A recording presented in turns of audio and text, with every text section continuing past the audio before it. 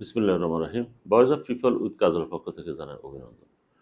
দর্শক, জামাতের এক নেতা শাহজাহান উনি বলেছেন যে জামাত ইসলাম হবে সরকারি দল, বিএনপি হবে বিরোধী দল। এর প্রত্যুত্তরে বিএনপি স্থায়ী কমিটির সদস্য সালাউদ্দিন আহমেদ বলেছেন যে যদি ওরা এত সরকারি দল হওয়ার জন্য ইচ্ছা করে তাহলে নির্বাচনে আসেন না কেন? নির্বাচনের ব্যাপারে বিভিন্ন টালবাহানা কেন? নির্বাচন নিয়ে ওই যে পিআর ওইটা বিভিন্ন ধরনের পদ্ধতি নিয়ে আন্দোলন কেন? তো বিভিন্ন ধরনের বিশ্লেষণ আছে এখানে। ওরা সরকারি দল হওয়ার যে খায়েশ যেহেতু ওদের মনের ভিতরে জেগেছে, তাহলে তারা এটা একটা রাজনৈতিক খেলাধুলা। এই খেলাধুলা কিন্তু চলতেই থাকবে।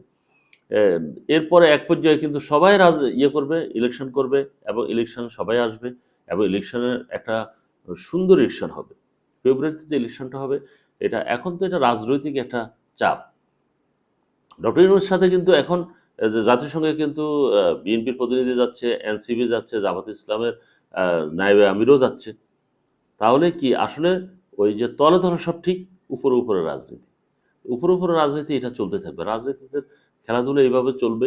এভাবে চলতে চলতে কেউ আ একজনের মানুষের মন জয় করার চেষ্টা করবে। এখানে প্রশ্নটা হলো মানুষের মন যারা জয় করতে পারবে তারা আগামী ইলেকশনে ওরা জিততে পারবে, এমপি হতে পারবে।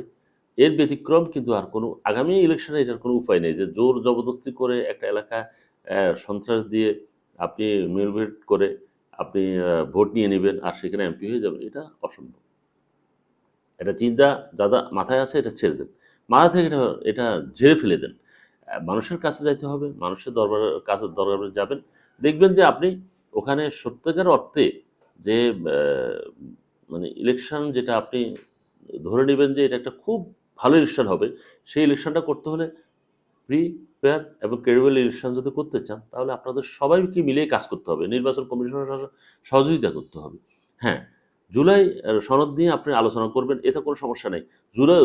জুলাই সনদকে আপনি আইনি ভিত্তি দিতে চাইবেন, আবার অন্য দল বলবে যে না, সংসদে এসে দিবে। এটা নিয়ে আপনি বিতর্ক করতেই পারেন। এটা বিতর্ক করার ক্ষেত্রে কোনো দ্বিমত নেই। এটা যে জিতবে, যে হারবে, এটা কোনো আসলে জিত হারার বিষয় না। এটা হলো সংস্কার এবং প্রয়োজনীয়তার ব্যাপার। জনগণ যদি মনে করে যে না উনি সঠিক, তাহলে ওনাকে ভোট দিবে।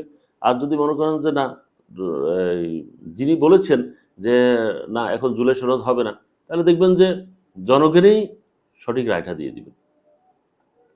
তাহলে এখন যে বর্তমানে যেটা নিয়ে আন্দোলন করছেন, বিভিন্ন দল আন্দোলন করছেন, এই আন্দোলন করে আসলে তেমন কিছু লাভ হবে বলে যারা বিশেষজ্ঞ, রাজনীতি বিশেষজ্ঞ তারা কিন্তু মনে করছে এটা একটা রাজনৈতিক চাপ, অর্থাৎ জনসমর্থন বাড়ানোর জন্য এটা একটা কৌশল।